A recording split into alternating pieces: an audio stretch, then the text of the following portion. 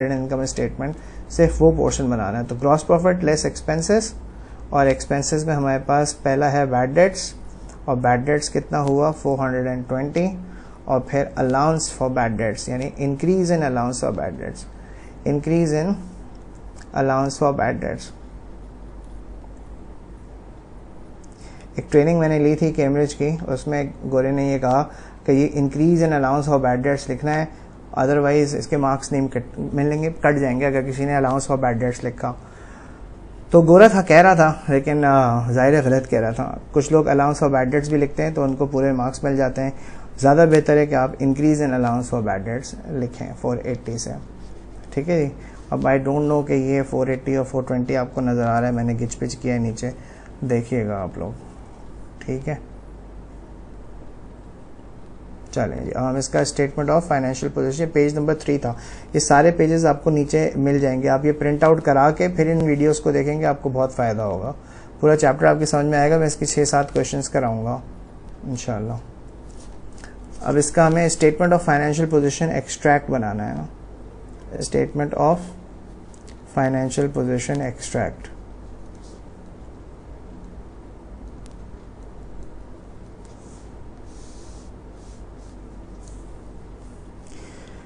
देखिए, trade receivable आपके पास कितना था, जो पैसे आपने अपने कस्टमर से लेने थे 18,600, डाउट है आपको नहीं मिलेंगे, कितने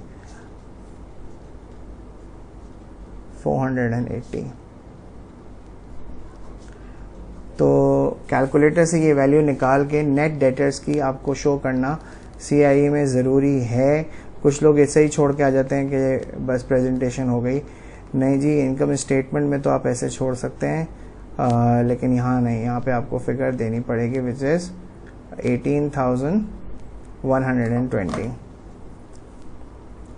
नेट डेटर्स हैं, नेट ट्रेड रिसीवेबल्स, ठीक है जी। अच्छा, यहाँ पे ये 2 लाइंस डलती हैं ऐसे करके, ठीक है। अगले क्वेश्चन में क्लियर हो जाएगी ये 2 लाइंस कैसे हैं, ठीक है ना। क्या ये वाला क्वेश्चन हो गया कंप्लीट, ठीक है। ये एक एग्जांपल थी जिसमें पहला साल था बिजनेस की ट्रेडिंग का, और 3 बैड डेट्स हुए। बिगनिंग में कोई प्रोविजन नहीं था, जाहिर है कोई प्रोविजन होता भी नहीं बिगनिंग में अगर बिजनेस का फर्स्ट ईयर ऑफ ट्रेडिंग हो, और फिर कुछ बैड डेट्स थे। भाई ये फर्स्ट एग्जांपल थी, ये फर्स्ट एग्जांपल थी, ठीक है जी। एग्जाम्पल नंबर 2 पे अब हम आते हैं।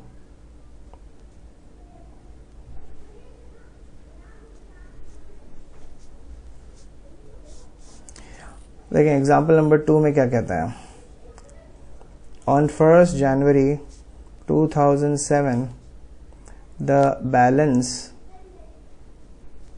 In the allowance for bad dates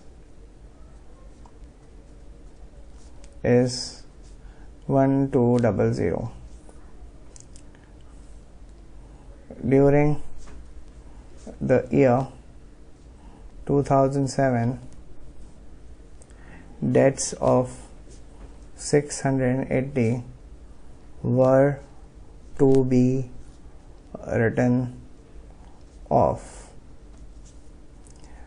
On 31st December 2007, the remaining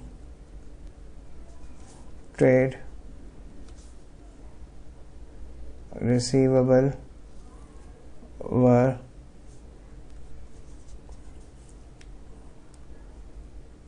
48,000, on which an allowance of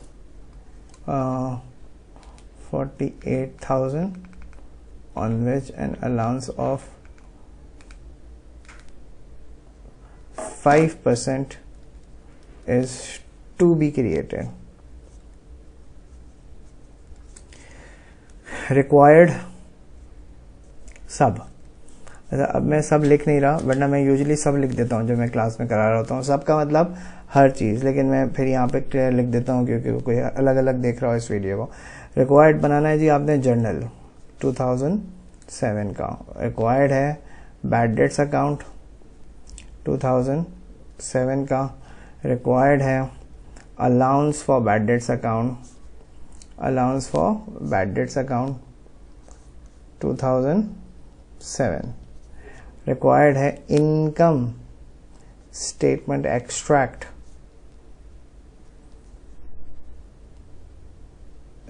income statement extract 2007। ये माइक खुला हुआ है ना? ओके। और स्टेटमेंट ऑफ फाइनेंशियल पोजीशन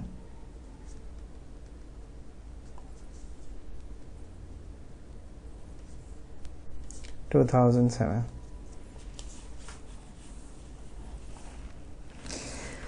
ये बनाना है जी आपने।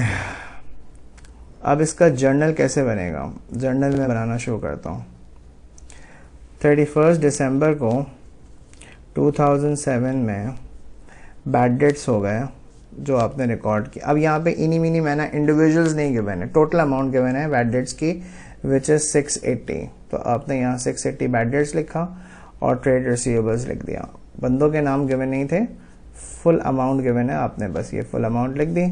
और फिर इसको आपने 31 दिसंबर 2007 को इनकम स्टेटमेंट में ट्रांसफ़र किया। इनकम स्टेटमेंट डेबिट बाय 680 और allowance for bad dates credit by income statement debits और बैड डेट्स क्रेडिट बाय 680। ठीक है जी, ये आपने एंट्री पास कर दी। पहले बैड डेट्स को रिकॉर्ड किया और फिर उसको इनकम स्टेटमेंट में ट्रांसफर कर दिया। अब तीसरी एंट्री है to record the increase in provision. देखो भाई, बिगनिंग में प्रोविजन कितना था? 1200। ठीक है जी, और प्रोविजन हमने एंडिंग में कितना क्रिएट करना है? 48,000 on which an allowance of 5% के बजाय 6% कर देते हैं। 6% is to be created. Beginning में प्रोविजन कितना है? 1200।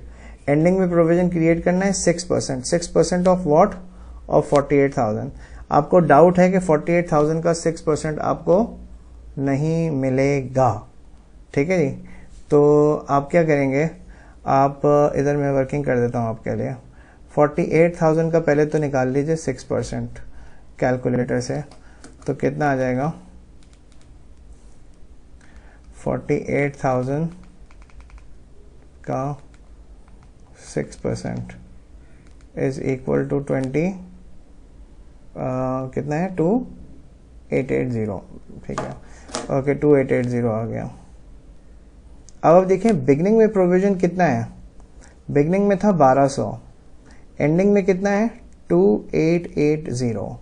तो प्रोविजन इंक्रीज हो रहा है ना, 1200 से बढ़ के 2880 हो रहा है ना, तो माइनस कर दें इसमें से 1200, तो प्रोविजन इंक्रीज हो रहा है कितने से? 1680 से। 1680 से। चश्मा पहन ले यार, दिख नहीं रहा। ओके, 1680 से। ओके, 1680 से। तो हम एंट्री पास करेंगे इनकम स्टेटमेंट डेबिट और 1680 से, और allowance for bad dates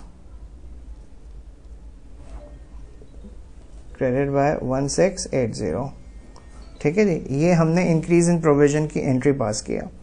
income statement debit and allowance for bad dates credit by 1680। अब मैं आपको ना इंक्रीज इन प्रोविजन, ये इंक्रीज इन प्रोविजन हमने 6-7 दफा अभी तक इस्तेमाल किया। मैं आपको इसको लेमैन्स लैंग्वेज में ना इंक्रीज इन प्रोविजन समझाता हूँ। पहले वाले क्वेश्चन में हमारा बिगनिंग प्रोविजन 0 था, यानी बिगनिंग अलाउंस 0 था, और एंडिंग में हमारा एंडिंग अलाउंस जो था वो बढ़ गया था, और कितना हो गया था? 480 पहले वाले क्वेश्चन में। इधर हमारे पास बिगनिंग अलाउंस या बिगनिंग प्रोविजन 1200 है, और एंडिंग में it is 6% of debtors which is 48,000 का 6% 2880। तो इंक्रीज हो रहा है अलाउंस, तो हमें इंक्रीज इन अलाउंस हमारा बेसिकली एक्सपेंस है। ये बात इंक्रीज इन अलाउंस हमारा एक्सपेंस है, ये बात हमें समझनी चाहिए।